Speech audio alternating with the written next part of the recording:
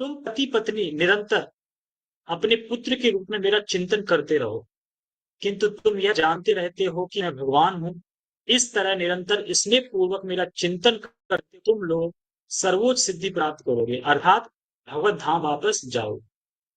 तो यहाँ पे बहुत अच्छी चीज श्रील प्रभुपाद जी बता रहे हैं कि जब कोई निरंतर किसी चीज में आसक्त रहता है, निरंतर किसी चीज का चिंतन करता है, तो वो उसकी तरफ अ, स्वाभाविक है कि आसक्ति बढ़ जाती है, और मरते समय भी उसके चिंतन में वो मर जाता है। कथा आती है भरत महाराज की।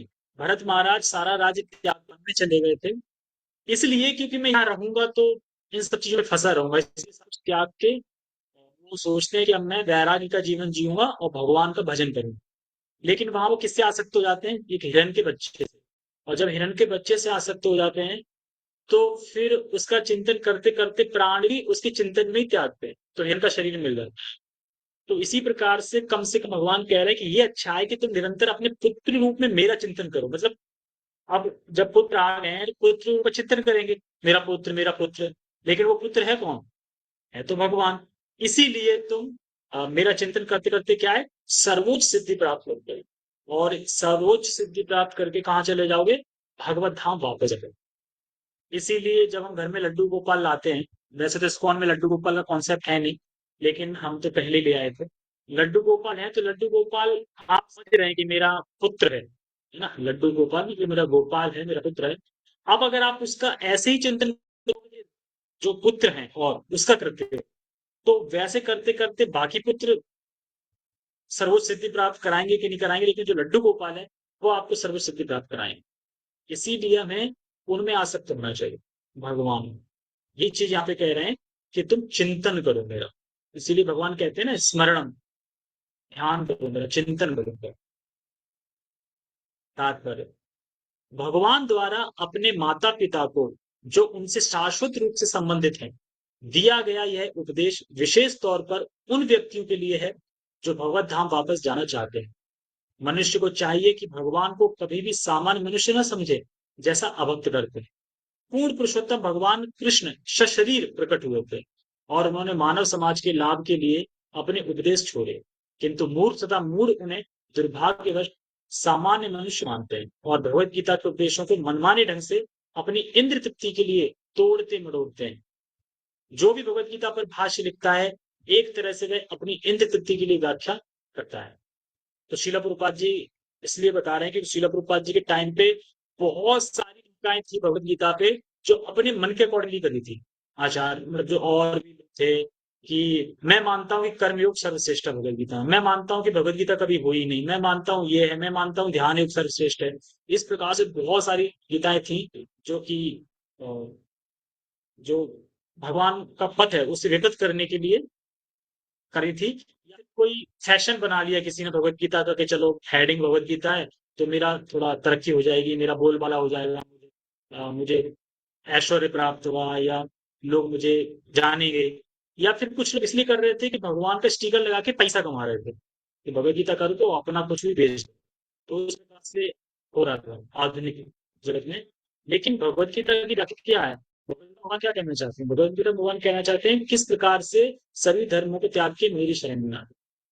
और समझो कि मेरे जन्म और कर्म दिव्य होते हैं, मैं कोई सामान्य मनुष्य नहीं हूँ। लेकिन जो मूर्ख व्यक्ति होते हैं भगवान को सामान्य मनुष्य मानते हैं। इसीलिए यहाँ पे श्रील प्रभुपाद जी कह रहे हैं कि जो सामान्य जो लोग हैं, जो माता पिता के बारे में बता रहे हैं, सामान्य लोग विशेष तौर पर व्यक्ति के लिए जो भगवत धाम वापस जाना चाहते हैं, उनके लिए ठीक है तो भगवत गीता को भगवत गीता माने और भगवान को भगवान माने और फिर उनका चिंतन करें। लेकिन कुछ ऐसे भी हैं कि जो नहीं मानते, मूर्ख व्यक्ति। जो भी भगवत गीता पर भाष्य लिखता है, एक तरह से वह अपनी इर्द के लिए व्याख्या करता है। आजकल आधुनिक विज्ञान का राजनीतिज्ञों में यह विशेष रूप से फैशन बन चुका है कि भगवत गीता की व्याख्या इस तरह करते हैं। जैसे कि महात्मा गांधी भगवत गीता लेके चलते थे, जब भी कहीं चलते थे भगवत गीता उनके हाथों में होती थी। तो कहते बहुत धार्मिक व्यक्ति हैं, बहुत अच्छे हैं, देखो भगवत गीता लेके चलते हैं। ये श्रील प्रभुपाद जी कहते हैं कि भगवत गीता लेके चलते हैं, लेकिन भगवत गीता कभी खोल के और उसमें क्या भगवान का इंस्ट्रक्शन है उसको फॉलो नहीं करते। मतलब ये है कि हाँ कर्म करो, हमें अहिंसा परमो धर्मा ये करना चाहिए। अगर कोई एक जगह थप्पड़ मारता है तो दूसरा गाल भी हंस कर देना चाहिए, ये सब चीजें थी। लेकिन जो भगवत गीता का जो मेन मूल है, भगवत प्राप्ति, भक्ति, उस पे भी फोकस है। इसीलिए श्रील प्रभुपाद जी उनकी एक लेटर लिखते हैं कि अब आप रिटायरमेंट ले लो राजनीति से, क्योंकि जो लोग आपके संग थे वही आपके विरुद्ध खड़े हो गए हैं। लेकिन उनको उसकी मिली नहीं। श्रील प्रभुपाद जी की तो फाइनली फिर पता ही है कि कोई आया व्यक्ति उनको गोली मार के चला गया। तो ऐसे ही होता है कि जब तक राजनीति पे आप हो, थोड़े भी आप अगेंस्ट हुए, तो वही लोग आपको मरवा देंगे जो आपके साथ। इसलिए राजनीतिक बहुत बेकार चीज है। इसकी भूख बहुत वैसी है। इसीलिए कह रहे हैं कि जो विद्वान है, राजनीतिक है, इनके लिए क्या फैशन, विशेष रूप से फैशन बन चुका है। तो इस तरीके से भगवत गीता की व्याख्या करते हैं। मानो वह कपोल कल्पित हो, मतलब हुआ ही ना हो, कपोल कल्पित, मतलब कि कपोल कल्पना हो, ऐसा हुआ नहीं है, बस मान रहे हैं। वे अपनी गलत व्याख्याओं से अपना जीवन तो बिगाड़ते ही हैं, अन्यों के भी जीवन को बिगाड़ते हैं। किंतु कृष्ण भावनामृत आंदोलन इस आरोप के विरुद्ध लड़ रहा है कि कृष्ण काल्पनिक पुरुष हैं और कुरुक्षेत्र का युद्ध नहीं हुआ था। तो ऐसे बहुत से लोग हैं जो कहते हैं देखो, एक्चुअली जो पांच पांडव है वो पांच हमारी इंद्रियां हैं, ठीक है, और जो कृष्ण है वो हमारी बुद्धि है, और जो दुर्योधन है वो हमारा शत्रु है। तो बस यही सब चल रहा है, ये हमारे शरीर के अंदर की बात होती है। ये कोई बाहर कुछ महाभारत नहीं हुई, भारत कोई कृष्ण नहीं हुए, कोई पांडव नहीं हुए, ये सब गढ़ दिया गया है, बता दिया गया है। क्यों? क्योंकि एक व्यक्ति था, बैठा था, नहर के सामने बैठा था, मछली पकड़ रहा था, तो मछली मिल नहीं रही थी उसको। तो मछली मिल नहीं रही थी तो क्या करूं, तो वो कहता चलो एक शास्त्र लिख देते हैं। तो इसने पोथी ली, भगवत गीता लिख दी उसने। उसका नाम क्या है, वेद व्यास बोलते हैं आप लोग इसका नाम। इस तरीके से बता, मतलब कोई बेवकूफ होगा जो लिख देगा इतना, आप लिख दो। नहीं, एक्चुअली लिखते अपना है सब कुछ, एक बाहर स्टिकर लगा देते हैं श्रीमद् भगवद गीता, अर्जुन और कृष्ण का फोटो, बस, जिससे उनकी कमाई हो जाए, उनका नाम हो जाए, इस तरह से। अंदर माल कुछ अलग ही हो। तो नहीं हुआ था, हर बात सांकेतिक है, एवं भगवत गीता में कुछ ही सत्य नहीं है, ऐसा लोग बोलो। कुछ भी हो, यदि कोई सफल बनना चाहता है, उसे भगवत गीता यथारूप का पाठ करना चाहिए, यानी विशेषकर एंटिस भगवत गीता पढ़नी चाहिए, और कोई दूसरा संस्करण नहीं। क्योंकि और भी हैं प्रमाणित, जैसे गोरखपुर की भगवत गीता है, वो भी बहुत प्रचलित है, उसमें भी नारायण को शायद लक्षित किया उन्होंने। लेकिन परम पुरुषोत्तम भगवान कृष्ण है, ये सिर्फ एज इट इज नहीं, आपको पहली लाइन पढ़ के ही पता चल जाएगा। क्योंकि शिल प्रभुपाद जी ने अपने भूमिका में बता दिया है कि इसको कौन समझ सकता है भगवत गीता, जो ये मानता है, जो ये स्वीकार करता है कृष्ण भगवान है, जिसने ये स्वीकार किया कि भगवान है, गीता उसे दी। तो उसे भगवत गीता यथारूप का पाठ करना चाहिए। श्री चैतन्य महाप्रभु भगवत गीता के उद्देश्यों पर विशेष बल देते थे। यारे देखो तारे कहो कृष्ण उपदेश, हमार आज्ञा गुरु हो तारे ही देश। क्या मतलब है इसका? यानी आप जिस किसी भी व्यक्ति को देख रहे हैं, उस व्यक्ति को आप जाके बस इतना बोलना है कि देखो, हम सब भगवान के अंश हैं, भगवान कृष्ण हैं, और हम इस जग में आगे दुख भोग रहे हैं, और भक्ति का ये प्रोसेस है, इसको हम करेंगे तो हम बताओ वापस चले जाएंगे, नहीं कृष्ण को हम जो संबंध हम भूल गए हैं, ये वापस तो हमें, नहीं तो हम इसी जन्म मृत्यु चक्र में फंसे थे, बस इतना बताना है। तो आप गुरु बन गए। इसीलिए जा रहे देखो तारे कहो कृष्ण को, जैसे कृष्ण भगवान है, हम आत्मा है, और हम उनके अंश हैं, और हमारा जो संबंध है भगवान से, वो हम भूल गए हैं। तो उसी को दोबारा स्थापित करने के लिए आप हरे कृष्ण महामंत्र का उच्चारण करें। आप इससे प्रसन्न रहेंगे, खुश रहेंगे, और आप धाम भी चलेंगे। तो इससे सिंपल हम किसी को बता सकते हैं। यदि कोई व्यक्ति जीवन में सर्वोच्च सफलता चाहता है, तो उसे भगवत गीता को जिस प्रकार से श्री कृष्ण ने कहा है, उसी प्रकार से ग्रहण करना चाहिए। भगवत गीता को इस रूप में स्वीकार करने से सारा मानव समाज पूर्ण तथा सुखी बन सकता है।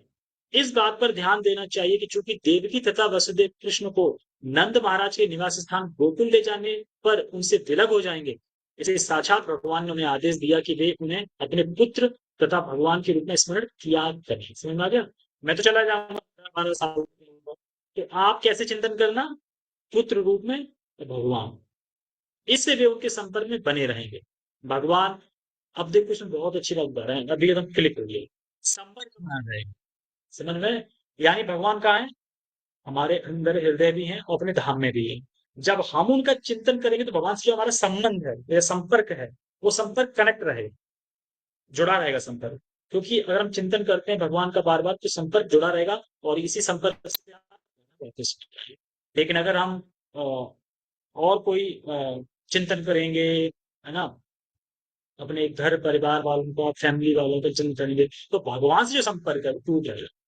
इसीलिए इस धराधाम में भगवान अपने शक्ति अवतार को भेजते हैं, यानी गुरु को भेजते हैं। वो गुरु क्या करते हैं, फिर से जो संपर्क है जो टूट गया है कृष्ण से, उसको फिर से कनेक्ट करते हैं थ्रो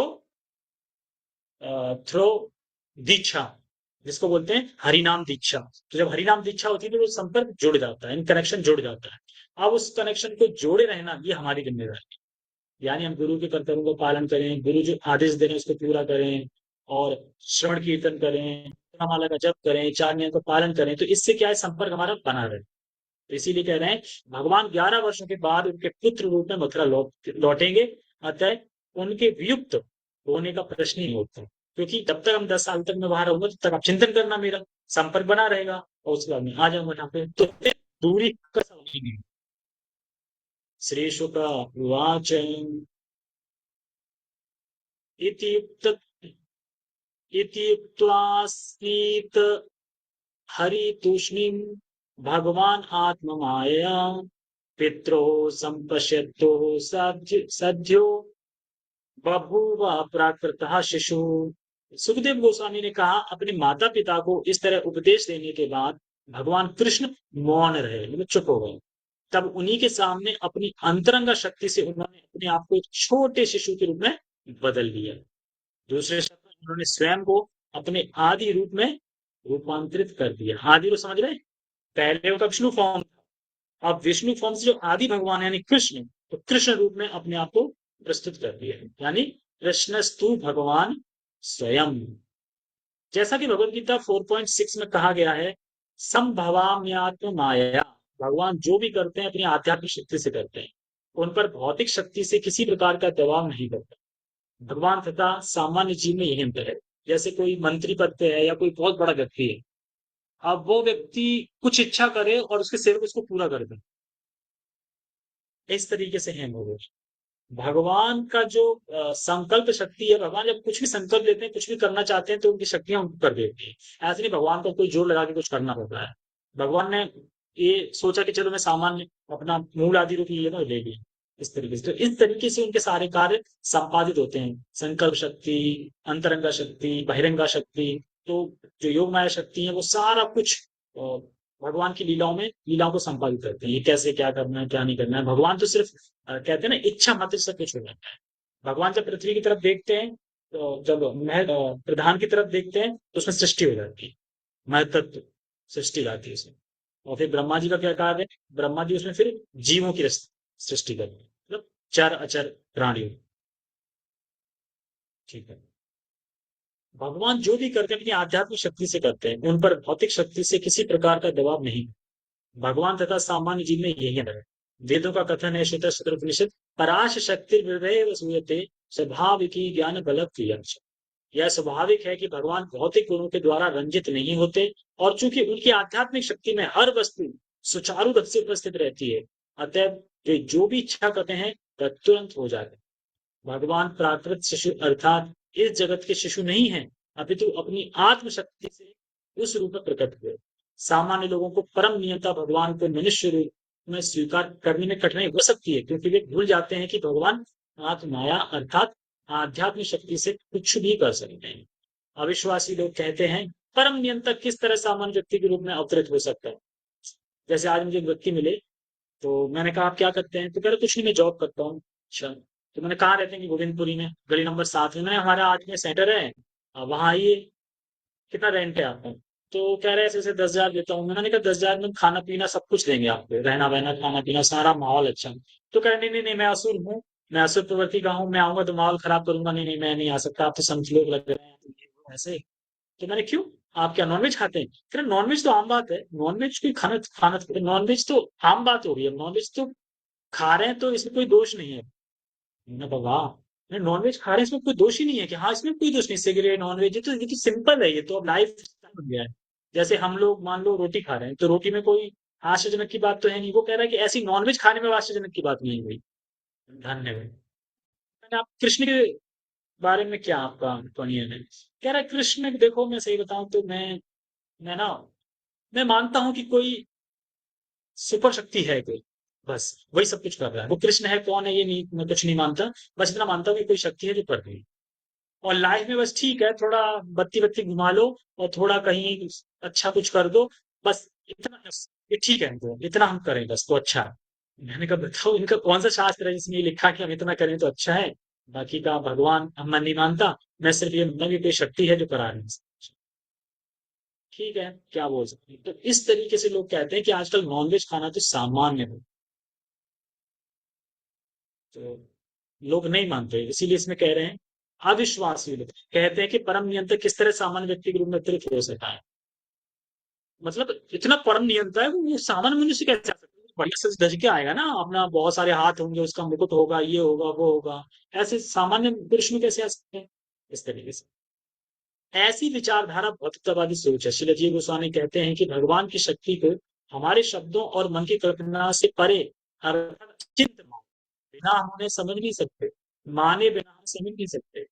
जिन्हें इसमें संदेह है कि भगवान अपने को मानव रूप में अवतरित होकर शिशु के रूप में उपस्थित कर सकते हैं, वे मूर्ख हैं, क्योंकि वे कृष्ण के शरीर को एक भौतिक शरीर मानकर यह सोचते हैं कि वे जन्म लेते हैं और मरते भी हैं। श्रीमद् भागवतम के तृतीय स्कंद के चौथे अध्याय में कृष्ण द्वारा शरीर परित्याग का वर्णन मिलता है। तृतीय स्कंद पढ़ ली। महाराज परीक्षित ने सुखदेव गोस्वामी से पूछा, यदुवंश के सारे लोग का अंत हो गया तो कृष्ण ने भी अपना अंत कर लिया और उनके परिवार में एकमात्र बचा रहने वाला व्यक्ति उद्धव था, ऐसा किस तरह संभव हुआ? सुखदेव गोस्वामी ने उत्तर दिया कि कृष्ण ने आत्मशक्ति से सारे परिवार को नष्ट कर दिया, यानी अपनी ही शक्ति से अपने परिजनों को आपस में लड़वा दिया। क्यों? क्योंकि बाहर का कोई व्यक्ति उन्हें मार नहीं सकता, और वो लोगों को पता चलेगा कि कृष्ण चले गए तो पागल हो जाएंगे, पूरी धरती को समाप्त कर देंगे।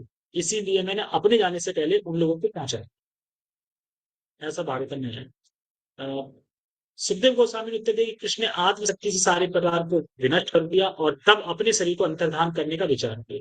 इस संबंध में सुखदेव गोस्वामी ने बतलाया कि भगवान ने किस तरह अपना शरीर छोड़ा, किंतु यह कृष्ण के शरीर का विनाश नहीं था, प्रत्युत यह भगवान की आत्मशक्ति द्वारा उनका अंतर्धान। कुछ लोग बोलते हैं अभी कृष्ण का जो दिल था वो चला गया नदी में, उसको जगन्नाथ जी के उसमें लगा दिया, पता नहीं कहाँ से बोलते हैं कि वो धड़क रहा है। किंतु यह कृष्ण के शरीर का विनाश नहीं, प्रत्युत यह भगवान की आत्मशक्ति द्वारा उनका अंतर्धान होंगे। वास्तव में भगवान अपने शरीर का परित्याग नहीं करते, क्योंकि वे शाश्वत। जिस तरह वे विष्णु रूप से सामान्य शिशु का रूप धारण कर सकते हैं, उसी तरह वे इच्छा अनुसार अपना शरीर किसी भी रूप में बदल सकते हैं। किंतु इसका अर्थ यह नहीं होता कि वे अपने शरीर का परित्याग करते हैं। वे अपनी दिव्य शक्ति से काष्ठ या पत्थर के बने विग्रह में प्रकट हो सकते हैं। वे अपने शरीर को किसी भी वस्तु में बदल सकते हैं, क्योंकि हर वस्तु उन्हीं की शक्ति है। पराशक्तिर विविधैव श्रूयते में स्पष्ट कहा गया भगवत गीता में, भिन्ना प्रकृति अष्टम, यानी जो पृथ्वी जल अग्नि वायु है, ये भगवान की शक्ति है, मन बुद्धि है। 8 प्रकार की जो भौतिक शक्ति है भगवान की है। सारे भौतिक तत्व भगवान की भिन्न शक्तियां हैं। यदि वे अपने शरीर को अर्च मूर्तियों में परिणित कर देते हैं, जिसे हम पत्थर या काष्ठ के रूप में देखते हैं, तो वे भी कृष्ण हैं। इसलिए शास्त्र आधार रहता है, अच्छे विष्णु शिला धीर गुरु शु नरपति नरमति। जो व्यक्ति अर्च वगैरह को काष्ठ या पत्थर का बना सोचा है, जो वैष्णव गुरु को सामान्य व्यक्ति मानता है, या जो वैष्णव को भौतिक रूप में किसी विशेष जाति का माना है, वह नारकी है। इसीलिए हमें कभी गुरु को सामान्य मनुष्य नहीं मानना चाहिए, वैष्णव को और जो अर्च विग्रह है उसको पत्थर नहीं मानना चाहिए, और जो वैष्णव है उसको जाति का नहीं मानना चाहिए, तो इंग्लैंड का है, ये तो वेस्ट इंडीज का है, तो ये है, ये तो वो है। ये सब नर्क लेने वाले। भगवान हमारे समक्ष इच्छा अनुसार अनेक रूपों में प्रकट हो सकते हैं, किंतु हमें वास्तविकता जाननी चाहिए। जन्म कर्म च मे दिव्यम यो यो वेति एवं यो वेति तत्वतः। साधु गुरु तथा शास्त्र के उपदेशों का पालन करने से ही कृष्ण को समझा जा सकता है और मनुष्य भगवत धाम वापस जाकर अपने जीवन को सफल बना सकता। हरे कृष्ण। जगत गुरु श्री प्रभुपाद की जय। श्रीमद् भागवतम की। तो बाकी हम कल पढ़ेंगे, और कल हम भगवत गीता का रिवीजन करेंगे जो हमने 14th चैप्टर का है। तो कल 14th चैप्टर का रिवीजन है, और आप सब लोगों से विनती है कि पूरा रिवीजन करके आए, और मैं सबसे बारी बारी से पूछूंगा कि चौथे अध्याय का सारांश क्या है। क्या समझा आपने? और क्योंकि हम 10 लोग होते हैं लगभग और हमारे पास 35 मिनट होती है, तो 10 दूनी 10 या 30, 3.5 मिनट दिए जाएंगे एक व्यक्ति को। ठीक है। और ये करताल, मैं करताल बजाऊंगा तो स्टार्ट कर देना है, और दोबारा करताल बजाऊंगा तो बंद कर देना। ठीक है। 3.5 मिनट में आपको समरी बताना है पूरी, शुरू से स्टार्टिंग की, तो आप देख लेना कैसे बतानी है।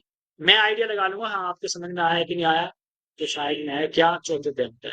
तो ये होमवर्क है आप सभी लोगों के लिए, तो कल इसीलिए गोली मत मारना, गोली मत देना कोई भी, मतलब गोली मतलब ऐसा नहीं कि आप आए ही नहीं। ठीक है ना, क्योंकि इसी से पता चलता है कि आप सुन रहे हैं कि नहीं सुन रहे हैं, आप आगे प्रगति करना चाहते हैं कि नहीं, मूड है कि नहीं है सुनने का, क्या है रहने का। तो ही भगवत गीता करने का फायदा है ना, नहीं तो फिर ऐसे तो बहुत सारे लेक्चर पढ़ेंगे कोई में से, है ना। लेकिन यूट्यूब पे लेक्चर ये थोड़ी बोलेगा अब आप बताओ, लेकिन मैं बोलूंगा ना बताओ, तो इसीलिए लाइव सुनते हैं। ठीक है। किसी का कोई प्रश्न है?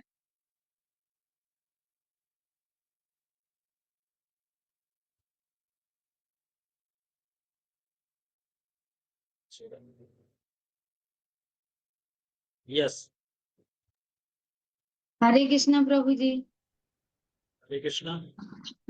जो आपने अभी बताई ना, जो भगवान के तीर लग गया तो उनने शरीर जो धाम चले गए थे वापस, तो वो जो बताए थे ना दारू क्या होते हैं, तो उसमें मैंने भी सुनी थी एक कथा जैसे आप बता रहे थे, लोग कहते हैं हृदय हृदय जगन्नाथ जी में हाँ वो तो कर दिया।